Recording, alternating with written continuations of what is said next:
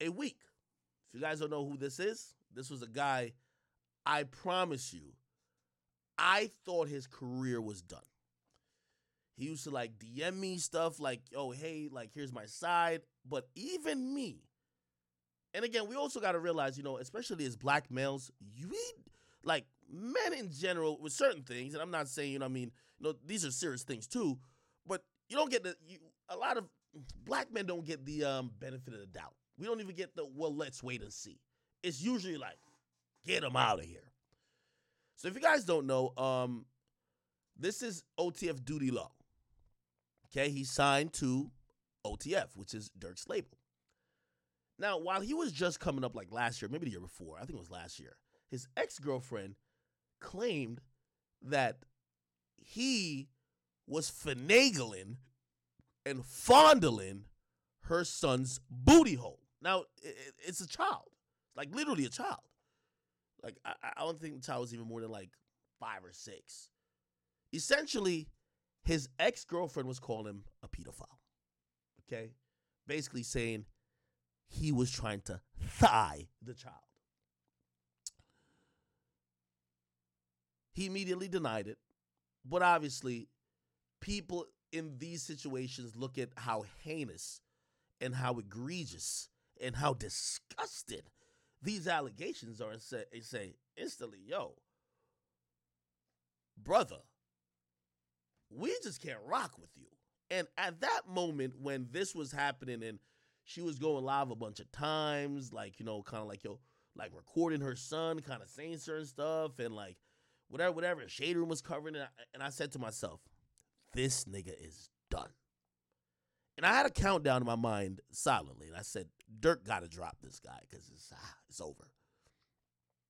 But he did kind of try to say side. But this is why, these days we're in an interesting time. He tried to say, no, that didn't happen. Yo, she set me up. Yo, she's lying. Like, yo, I didn't do it. You know what I mean?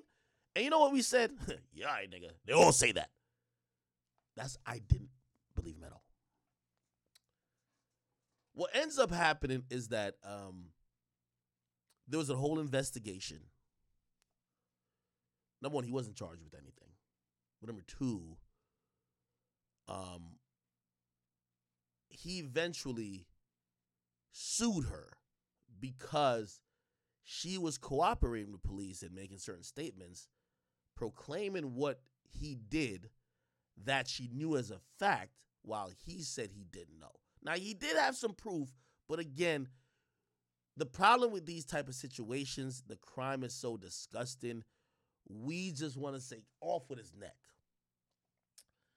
What happened recently, almost a year after, pretty much his name kind of got cleared, his ex got locked up for making false statements to police and perhaps some, and I think perjury as well. We're going to look at the charges. He wrote this on Instagram. He says, this was a long, stressful milestone in my life. Throughout the trials and tribulations, I stood tall after all the lies and backlash. Shout out to Ariel SQ305. My attorney was up sleepless nights answering the phone. Any time of the night, I love my team. Stop playing with my name. First in history, justice.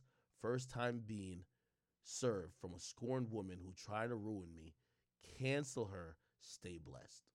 He says the 11 we holding up is for 11 million. So he sued her for defamation because not only did she try to get him locked up, she went online as well and proclaimed him to be a pedophile. Apparently, obviously he didn't get charged, but it was apparently proven that what she said about him publicly was defamatory. And he was awarded $11 million in this lawsuit.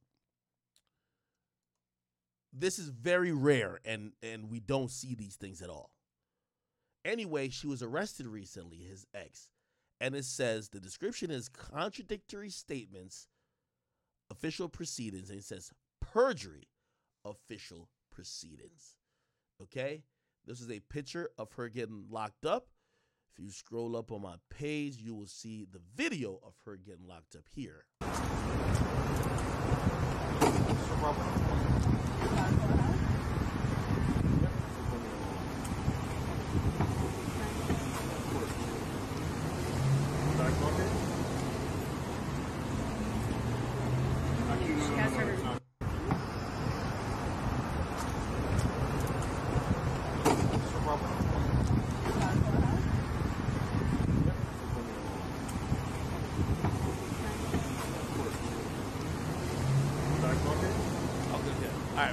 Basically watching the same video over again, and I think this is the mugshot. But attractive girl too. Um, you know, this is a very interesting time we're in, right? For anybody who is a victim and a real victim, or got taken advantage of, or obviously if you have kids and someone took advantage of your kids, that is a traumatizing, heartbreaking, and a very disgusting criminal act. And you would hope that justice would be served and,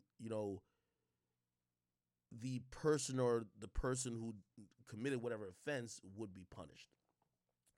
I will admit, apparently when it comes to some of these situations, the people or persons who do the offense do not get caught. So I understand it for victims as well. This is why it's a very interesting situation, right? For victims, they're like, well, most times the person who did do it, there's not enough proof to punish them. But then there are certain people, and I don't know what the percentages are on either or whatever. There's certain people and certain women who weaponize and are down to weaponize the police over a man.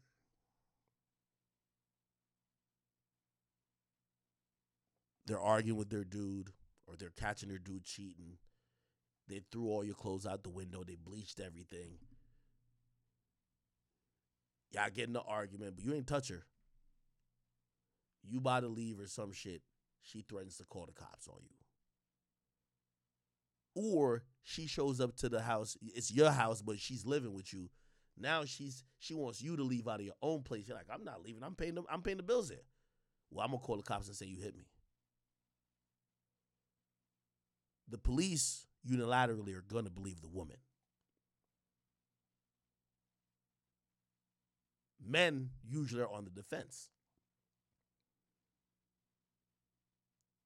My mom upstairs, she could tell you. If I've ever been in an argument with a woman, number one, I love calling her. Only women can save you at that point. As a man, you're defenseless. So if you're arguing with a woman, it's getting tense. And here's the thing with women too. They know they're so protected. A woman will, say a woman catches you cheating. You ain't shit, blah, blah, blah, blah, blah. She'll fucking punch you in the mouth. Bang! You just got hit in the mouth. What the fuck? Yo, chill. You can't hit her. Don't hit her, fellas. Don't do it. But you're like, yo, chill. By the way, you also got to be careful grabbing her. If she's one of these little red bone, tender bonies, they bruise easily. You don't even want to touch her or even try to restrain her. Because as soon as you let go of her, she's running to that bathroom to take pictures of that bruise. Because they know what's going on. So you got to just literally duck, bob, weave. Like, you know what mama says? And this is the most pussy thing to do. Run out of the house. Run into the middle of the streets. Keep your camera phone on. Only way. Run away. That is the case when it comes to like domestic violence. It's very hard to deal with those situations when sometimes, a woman takes advantage of, what people assume situations to be, and they'll get violent with you. So they'll slap you, they'll spit on you, they'll punch you in the mouth. If you touch them, they're like, I'm calling the cops. Right? So some women know how to play the game and play the system. Now, granted, this is a little bit different because accusation of child molestation is very serious, or accusation of any sexual assault is very serious. Right? And I don't know what their situation was. And I don't even want to assume, but I hope it's not this.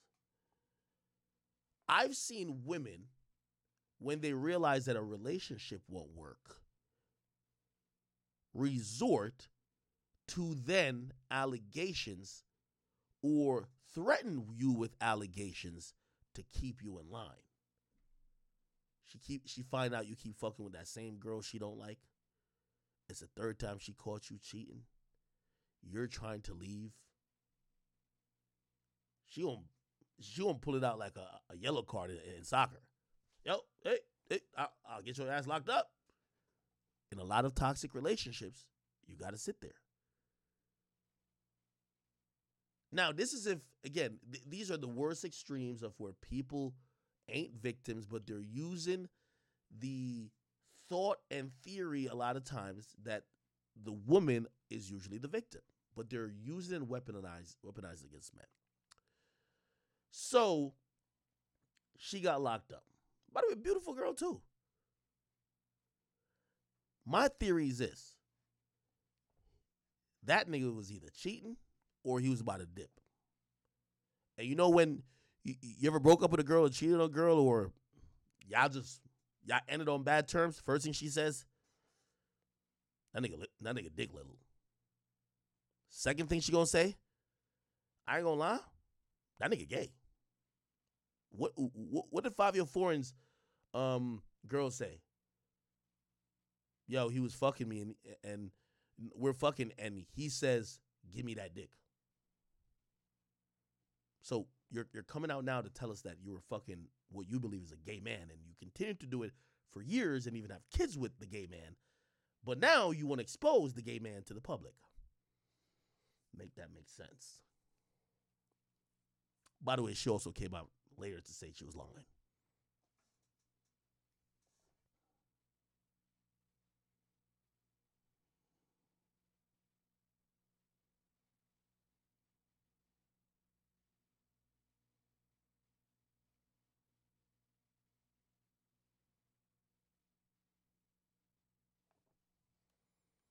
Glad y'all brought that up. I don't even think we talked about it last time. And y'all are going to probably look into this more than probably needs